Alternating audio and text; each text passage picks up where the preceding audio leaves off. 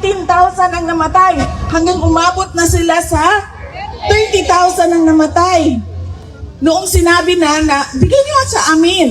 Isa-isahin natin ang mga pangalan. Hindi yung pwedeng magsasabi ka lang 30,000 ang namatay. Tapos kahit isang pangalan, wala kang maibigay. Kung may tanim bala, merong tanim patay. Yes! Diba? Tanim bukog! Yan ang hawak-hawak nila ngayon. Laban sa dating Pangulong Duterte. Wala man lang sila kahit isang ebidensya na nagsasabi na totoo ang mga paratang ni Trillanes. At dahil nga wala na patapos na ang ICC bilang isang institusyon. Wala na silang kaso.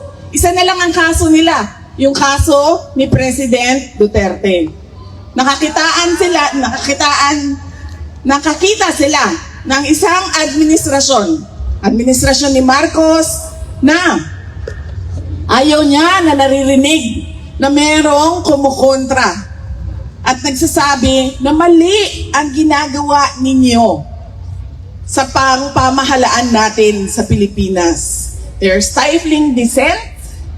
They are demolishing opposition. Si Pangulong Duterte ang staunch critic ng administrasyon ni BBM.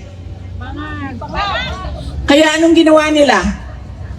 Nung seryoso na tinatanong, may problema ka sa kapasidad mo mag-isip dahil gumagamit ka ng cocaine. Nung nagsabi na si Pangulong Duterte, pumirma ka ng budget, presidente ka, pumirma ka ng budget na madaming blanco. May blanco sa pera. Hindi blank check ang budget. Kailangan nakasabi dyan kung saan gagamitin at magkano. Ibig sabihin, hindi mo binasa ang budget. Labag sa batas yun. Kahit man, ang mga blanco sa budget, labag din sa konstitusyon yun. Anong ginawa nila? Kinuha nila, sabi nila, ICC. Ito na, may kaso na kayo, ihahatid namin sa inyo. Walang problema. Illegal ang pagkuha sa kanya dito sa Pilipinas. Wala namang maghahabol sa amin dito. Kami ang makapangyarihan dito. At yan silang lahat, wala. Yan sila.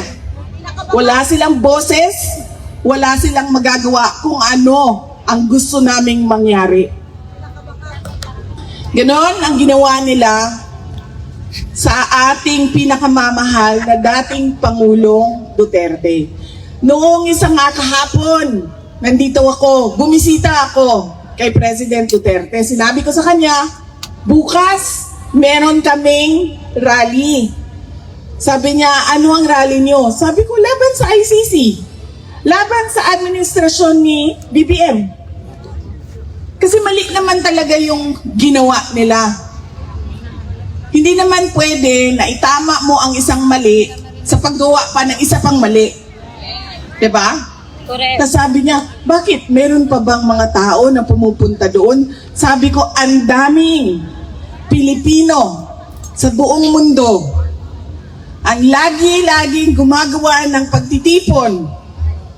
Sabi ko sa kanya, kahit 5 na lang kami doon sa park, magsasalita pa rin kami. Dahil kahit 5 lang kami, ay mali pa rin yung ginawa nilang pagkuha, pagdukot sa iyo. Hindi naman dahil madami tayo, ay tama.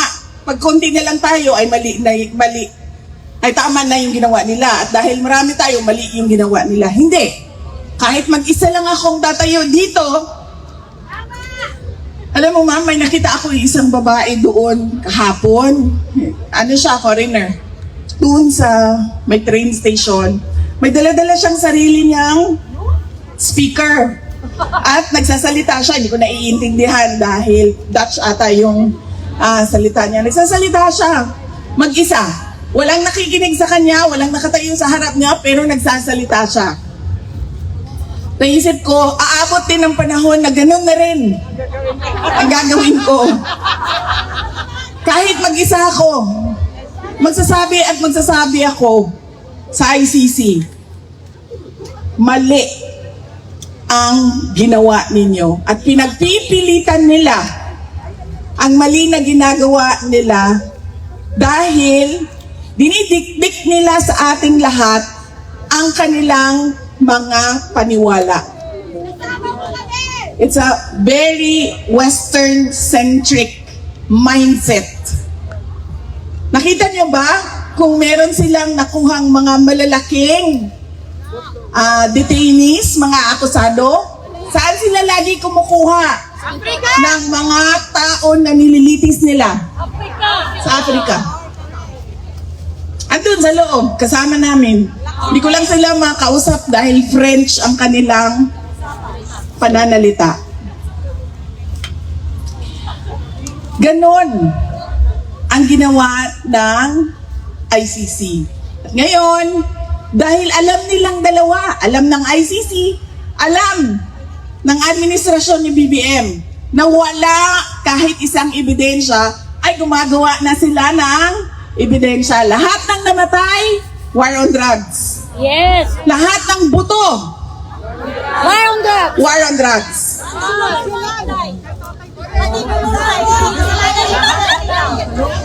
Lahat ng pinatay dahil sa love triangle, war on drugs. Lahat. Dahil wala nga silang ebidensya. Missing sa Bungeros, ang tagal na niyan, di ba? 2025 na. Pagpasok nung termino namin, 2022, nandyan na yung missing sa Bungeros. Pero bakit ngayon nyo lang hinahanap sila? Diba? Kasi walang buto. Kailangan natin ang buto. Hanapin natin ang missing sa Bungeros. Mga biktima ng war on drugs. At anong ginawa nila? Doon, sabi nila, mag-iimbestiga ang Pilipinas. Bubuksan natin ang EJK Task Force na mag-iimbestiga. Nung wala talaga silang makita, wala silang mahanap, ano sabi nila? Ay, wala na. Sinunog na lahat ng ebidensya. Guys, sinungaling. Nawala na lahat ng ebidensya. Sinunog na. Nag-imbestiga na nga noong 2012, di ba? Sa panahon ni dating Justice Secretary Laila De Lima. May dala-dala pa siyang bungo noon. Kung maalala niyo, di ba? May dala siyang buto. Tapos buto pala ata ng baka yon kasi lechona ng baka yung Lalo.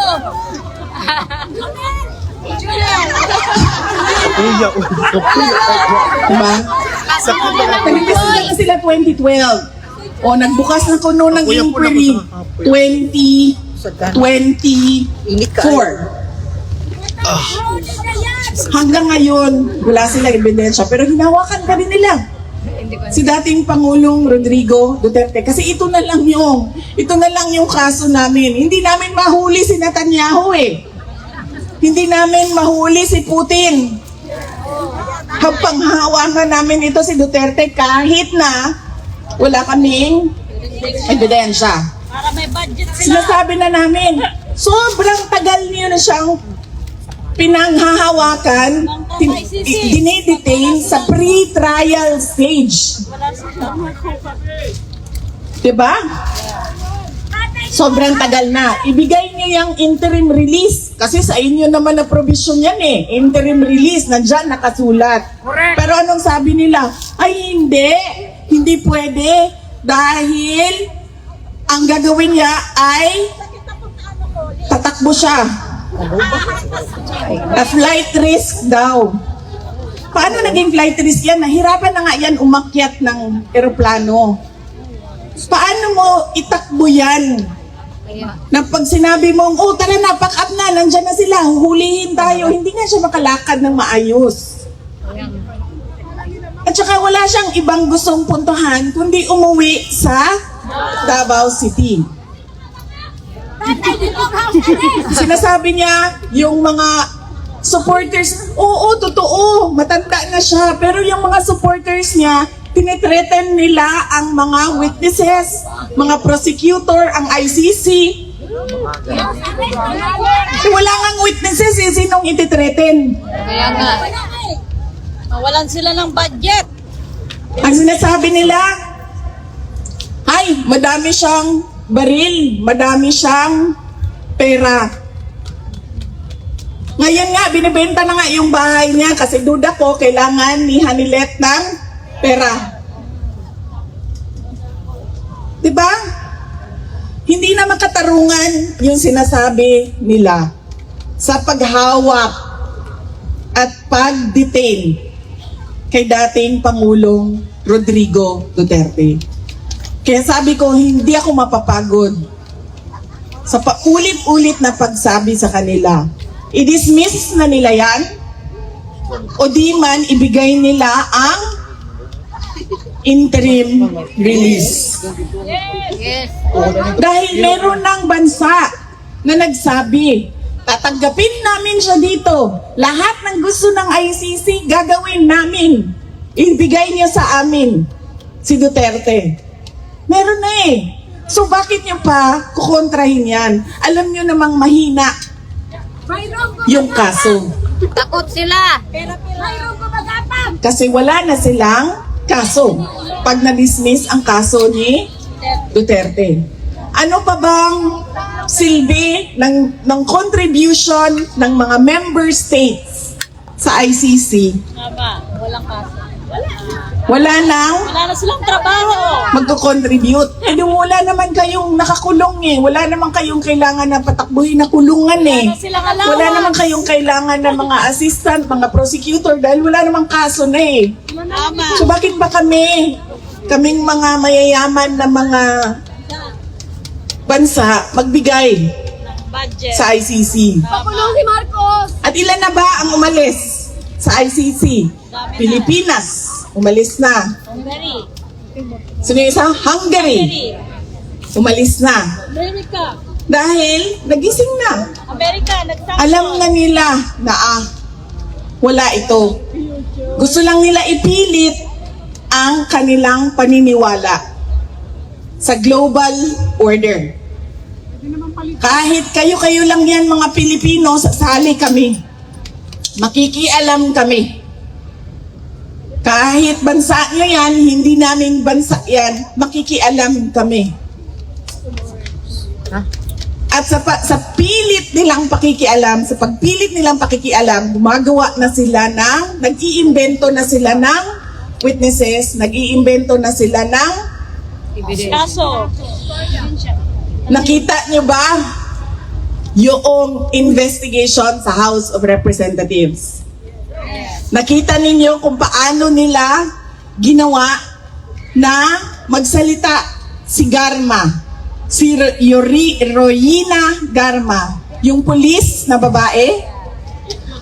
Paano nila ginawa? Diba una sinabi nila, uy, pinatay mo ang boss mo. May kaso kang murder. Tapos anong ginawa nila sa likod? Sinabihan nila, hindi ka namin iimbestigahan sa murder.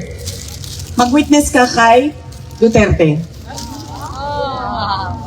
Saan ang investigasyon ngayon sa murder ng boss niya? Wala, di ba? Kasi yun ang kapalit. Magsalita ka na magsalita. Kasi kailangan namin ng witness. Dahil wala kaming hawak kahit isang ebidensya. Hindi lang yan si Royina Garma, meron pang isa dyan na pinipilit nila na magsalita. Sabi nila, i-threaten daw yung witnesses. Ang tagal na alam ni Pangulong Duterte na pumapasok ang ICC sa Pilipinas. Kahit isang beses, meron ba siyang ginawa kay Las Cañas? Ang tagal na Las Cañas nagsasalita. Kahit isang beses, may ginawa ba siya kay Matubato? Ang tagal na ni Matubato nagsasalita.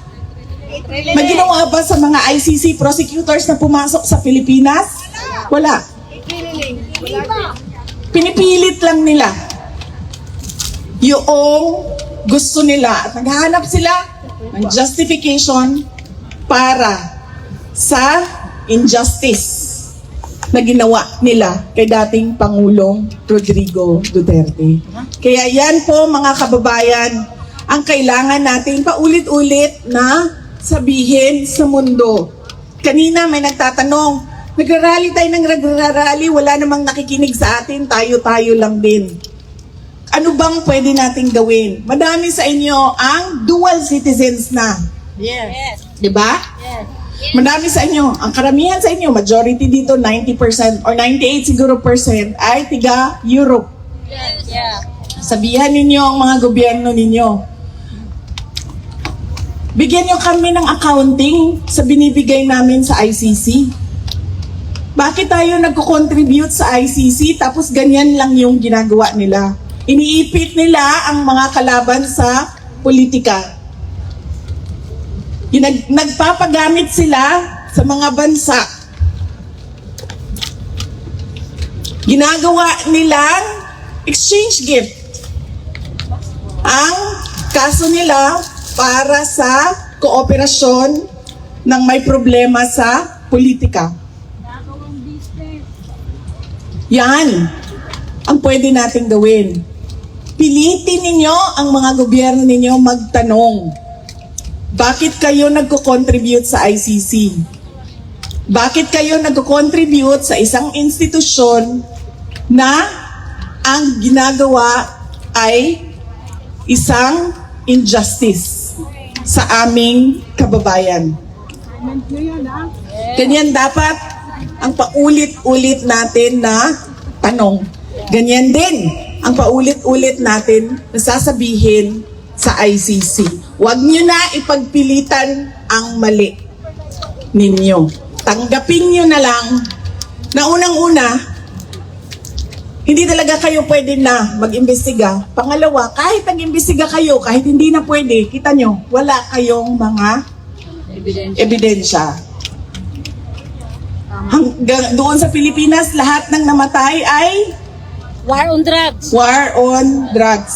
Para lang mapatuloy nila ang kanilang narrative o kanilang istorya na marami ang namatay sa war on drugs. Ang kalabasan, 43 murder cases.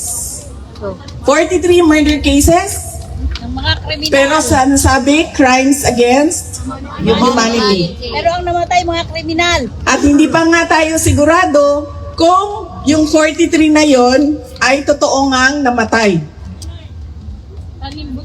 Diba? Kasi merong isa, ang sabi niya, diba? Uy, bakit yung picture ng tatay ko na hindi naman pinatay Nandun. sa war on drugs, Na isama. wala namang kinalaman sa droga, ay nandyan sa mga biktima. Meron pang OFW doon.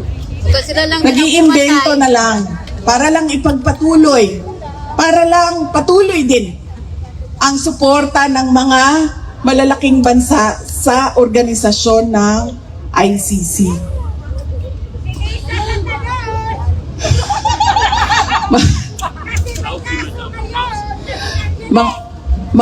Yes ma'am, papunta na po tayo doon. Ang estado ng ating bayan. Ano ang nararamdaman natin? Hopelessness, frustration, anger. Pait. Dahil tayo ay bumoto. Bumoto tayo ng isang presidente na ang sabi niya, unity at continuity ang kanyang dadalhin para sa Pilipinas. Nabodol po kami, ma'am. Anong nangyari? Walang naibigay kahit isa. Wala tayong nakikitang pagbabago. Kayong lahat, masasabi nyo yan. Kasi pag uwi nyo sa airport pa lang, nakakabwisit na, Nakakangaway diba? pa naman yung kamay ko. Huwag mo po Iritado ka sabihan na na sa ayusin yung airport pa lang. Kasi ngawit na yung Kasi kamay alam ko nyo, po. kahit na malaki yung airport natin, merong mga lugar dito na maliliit lang ang airport nila pero maayos, malinis, organized. Napakadaling lumabas. Walang rekutitas na check-check. Diba? Correct. Hindi ka natatakot na nakawin yung laman ng mga pasalubong mo. Mga animal. Paglabas mo sa airport, naku, Ako ni Katipay. bago ang lahat, magdasal tayo dahil pangit ang panahon sa Pilipinas. At marami ang umiinda ngayon ng landslide at pagbaha. Ipunin ang tubig. Ipunin daw ang tubig, ma'am. Sabi ni BBM, magamit sa tagtuyo. Sinabi na yan, ma'am, Yes, ma'am. magagamit ang tubig sa tagtuyo. Yes, ma'am. Ipunin daw ang ulan. Ipunin. Ipunin ang ulan. Ilagay sa pantry, ma'am. Ilagay sa pantry. Idea ng bangag talaga. Gamitin Correct. na yung No? sa ulan, ma'am. Grabe Ilagay din sa ate. balde. Diba? Ano, Jen? Grabe ka bugo. Gamitin sa tagtuyo. Asa ng 5,500 control projects? Correct. Hindi ko alam ang paano naging presidente yan ng Pilipinas. Hindi ko talaga alam. Ano magagawin natin, ma'am? Sorry. Dahil in-endorse sa movie. Be with you.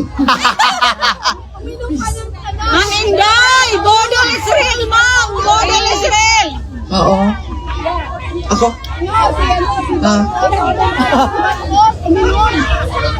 Ma'am, ikaw dapat Oo, ma'am. Alam ko yun. Madami nagsasabi sa akin yan. Sa Pilipinas, ma'am, kahit saan na po umikot, yan ang sinasabi nila dahil sa'yo. Dahil sa'yo. Kasalanan mo, ma'am! Pero dahil sa'yo, aangat ang Pilipinas. Ma'am, Akala ko kasi. Akala, ma'am! ma'am, maraming namatay sa maling akala. Akala ko kasi. Maraming namatay sa akala, ma'am! Gusto, Maraming namatay, ma'am! Maraming akala ko namatay! kasi.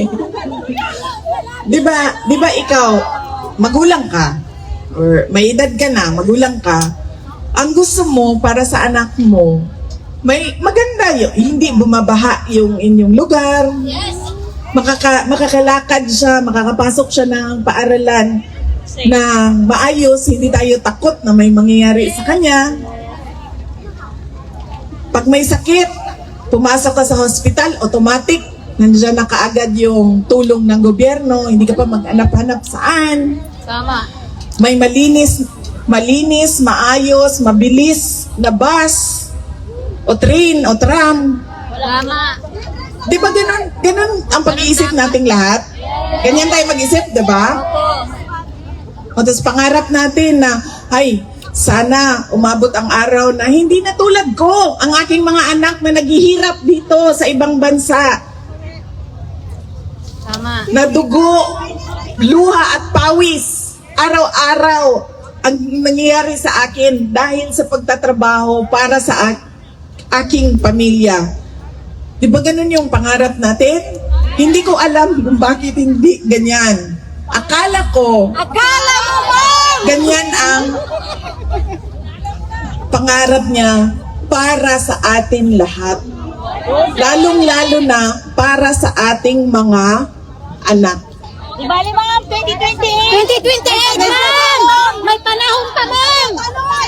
Huwag ka na mag-no, ma'am, ha? Ma'am, please, ma'am. Ma'am, Huwag ka na mag-no! Talaga ikaw na presidente! 2028. Uuwi na kami, ma'am!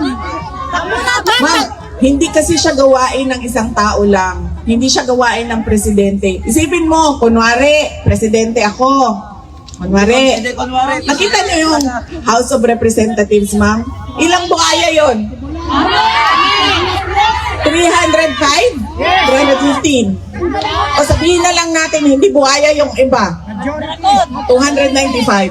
Pwede buhaya. hiluan, ma'am. Tanggalin, ma'am. Kami ang ipalit. OFW pa Kaya nga nung kampanya, di ba, nangampanya ako sa inyong lahat. Sabihan natin Kasi yung mga naiwan sa gamit Pilipinas. sa tripod yung ano. Hindi isang dahil sikat, hindi dahil galing sa dinastiya, hindi dahil paulit-ulit kapamilya ng politiko ay ilagay natin dyan. Piliin natin yung karapat-dapat at marunong. At nag-iisip siya para sa bayan at sa taong bayan. Diba? So, isipin mo ma'am, sa susunod na eleksyon, nandyan na naman sila. Grabe. Eleksyon, ang mga buhaya, ma'am. Palitson. Kahit binoto mo. Kaya hindi siya magagawa ng isang tao lang. Tama. Kailangan baguhin natin. Tayong lahat, sama-sama, baguhin natin. Nandito kami, VP. Kahit Totoo yan, ma'am. I agree. I totally agree sa sinasabi mo na may dayaan sa nakaraan na eleksyon. Kaya paulit-ulit, Upset ka raw. paulit-ulit ko din sinasabi sa PDP kasi hindi ako member ng PDP party. Sabi ko sa kanila, questionin nyo. Kumuha kayo ng magagaling na election lawyer, kumuha kayo ng magaling na IT expert. Tanungin nyo yung resulta. Kasi hindi siya mathematically possible.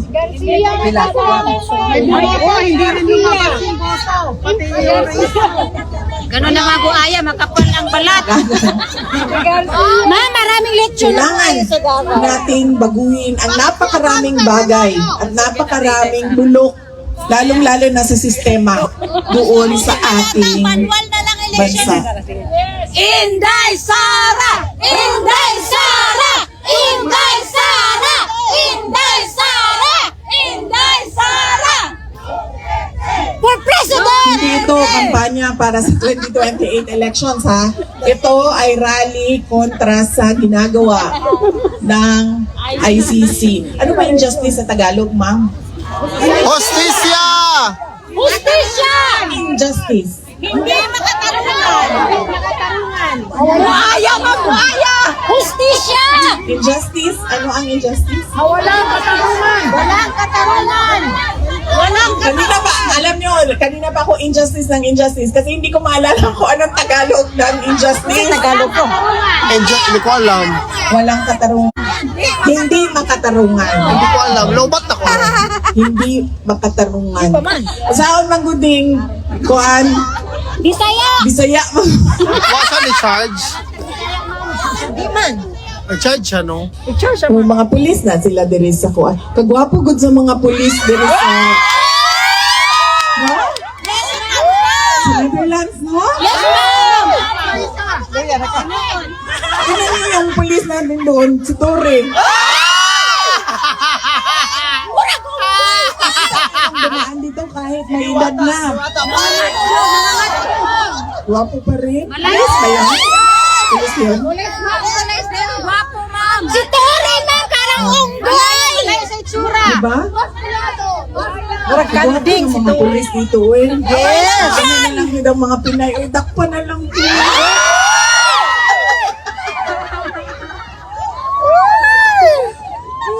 Dito po sa ICC, sa detention, sa prison, Siabingen. Wapo po, ma'am. Hindi lang doble. Ito itong mga naasa kuan. Pwede. Naasa front desk nila. Mga makaanak ko, walo. Hindi naman hindi siya artista. Oh. Pero silang mga artista ba? Mga buutan pag yun, ma'am!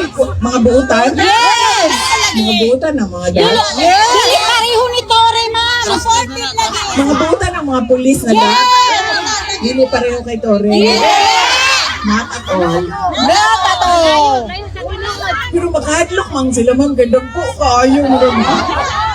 But if you say hi, they will smile. Buutan na. Mukhaon pagbinig. Ma'am, mukhaon silang pandesal na to!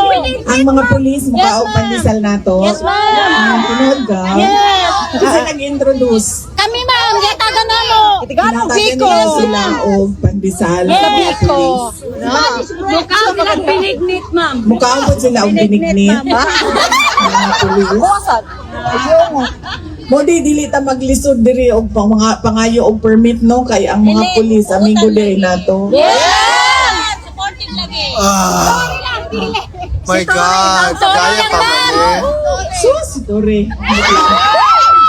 Naong ituri ma'am, murag kanding. Labay sa... Saba, uy! Pakaon sa buhaya mo. Wala na to sa tuwang istorya. Unang-una, ICC. Ikaduha, ang estado sa ato ang Nason. nasod. Unya na ng mga gwapo-gwapo sa picture taking na nato na istoryahan. Gwapo si Tori. O kung sa ato ang mga kinahanglan, buhaton. Dili siya buluhaton sa isa lang katao, sa presidente lang. Muna ang ato ang gibuhat kay President Duterte, di ba? Gi-elect nato siya, pagkahuman, sige, ikaw na din ha. Dili pwedeng, ay sorry.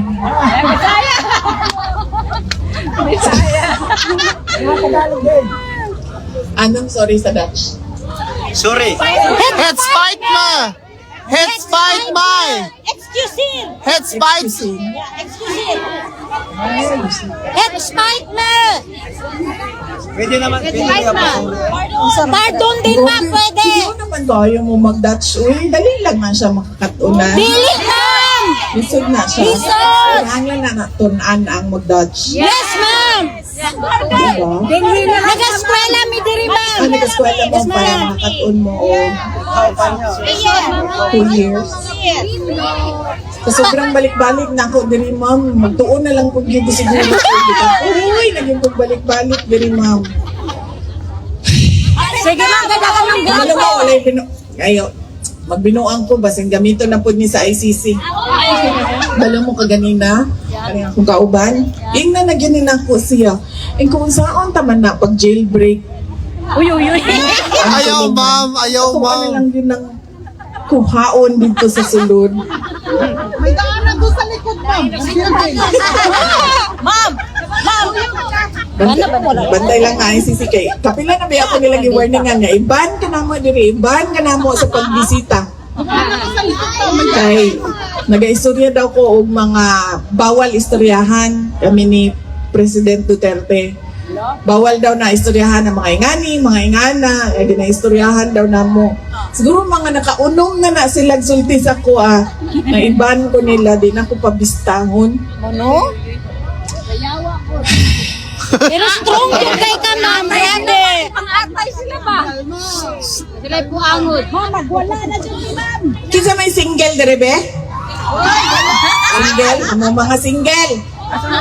Feeling single. Uya para guna ninyong mga gwardiya din ha.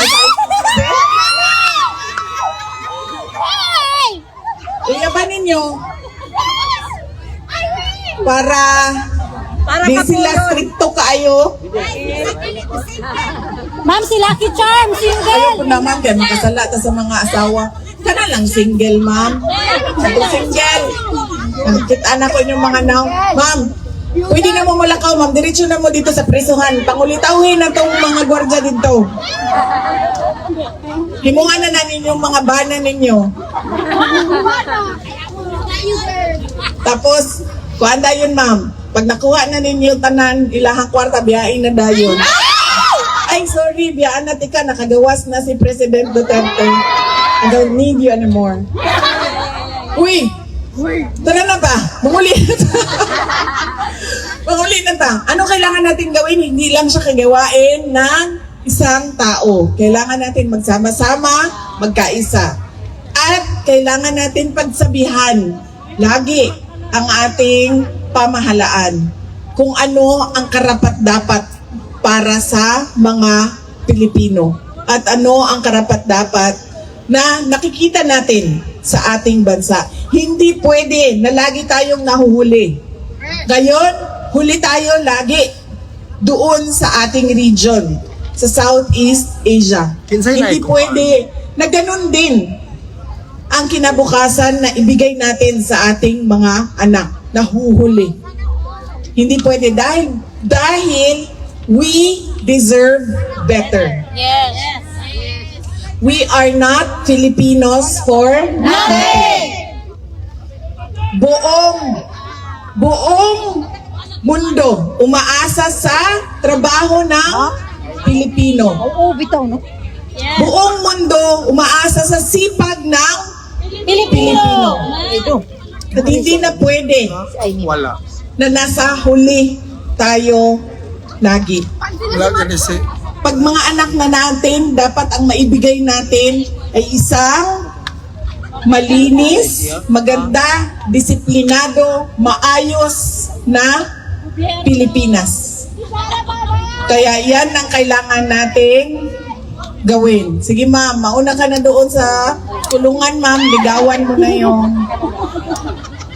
gwardiya. Mga kababayan, nagpapasalamat ako sa ating mga organizers, kaway-kaway, nandyan sa palibot ang ating mga organizers sa walang sawa na pagpatuloy sa amin para mabuo ang ating mga programa. Nagpapasalamat ako sa ating mga supporters na tumutulong sa ating mga organizers para sa ating mga programa. Nagpapasalamat ako sa inyo, sa oras ninyo, dahil marami naman kayong pwedeng gawing ibang bagay ngayong araw na ito. Pero nandito kayo sa The Hague para pagsabihan ang ICC na Free Duterte Now. Now. Maraming salamat. Magandang hapon.